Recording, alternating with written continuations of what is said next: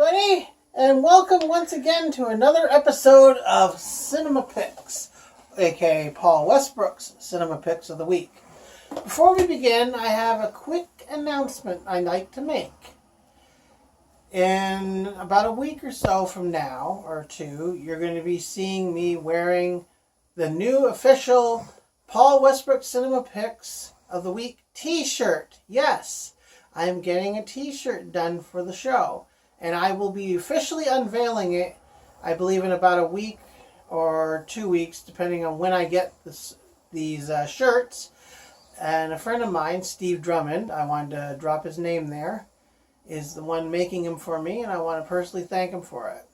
So, next week we'll have those shirts hopefully ready, and we'll announce it on the show. And yes, I did manage to survive another Valentine's Day as of yesterday. So it might be a little late, but we don't care. We're going to do a anti-Valentine's Day thing, so it doesn't matter if it's past the day or not. I really don't care because I can't stand Valentine's Day. But enough of that. I've got a couple movies that reflect my sort of anti-sentiments towards Valentine's Day. And the first one is appropriately called I Hate Valentine's Day. Yes.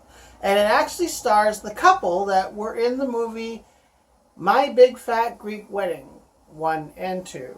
Because there's 2 of them now. And Nina Vardalos and John Corbett. They were the ones that were in My Big Fat Greek Wedding. So they returned for this DVD here called I Hate Valentine's Day. And basically, this girl here, Nia, actually, she doesn't like Valentine's Day. That's what the whole premise thing is. She's not really a Valentine's Day fan. She can't stand the day, and she has this thing about every relationship should last no more than 5 dates so that she never gets dumped or gets hurt. So that's what her character does. Then, of course, she meets Corbett's character, and eventually the pattern, I guess, tends to break, and, well, I'm not going to reveal what happened, but basically that's what the idea is that you figure they're going to eventually fall in love, they're going to be together forever. But I did like the title. When I was in a Blockbuster, I came across this one, and a friend of mine, Ron LeBlanc, another name that I'll drop here, said, hey, you should get that one. Says, you don't like Valentine's Day. It'd be a perfect one for you. So I said, yeah, why not? So eventually I caved in and I managed to pick up I Hate Valentine's Day.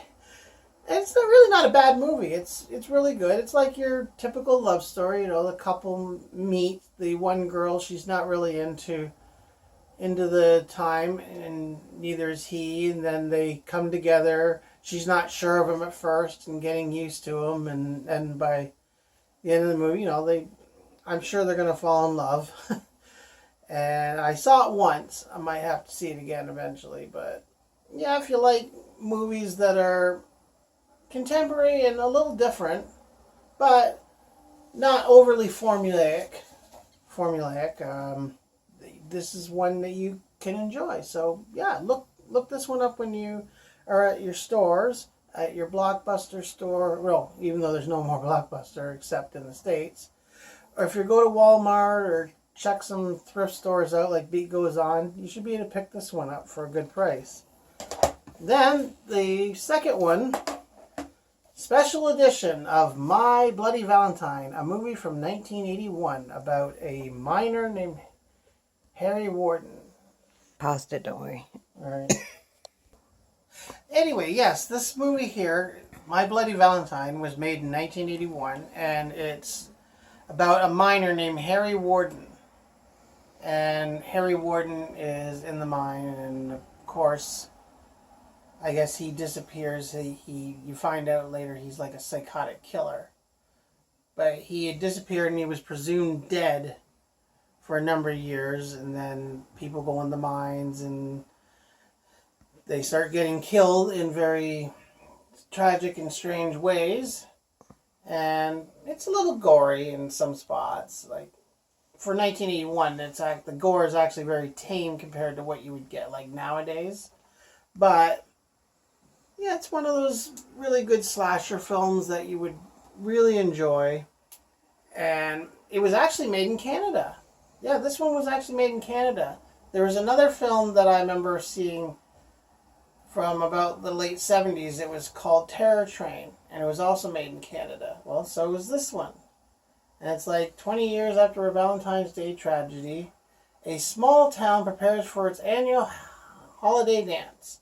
When a box of candy arrives containing an eerie warning and a blood-soaked heart, the townsfolk realize that this Valentine's Day romance is as good as dead, and so are they. Referring, of course, to the people in the movie that end up getting killed in your usual slasher movie type fashion.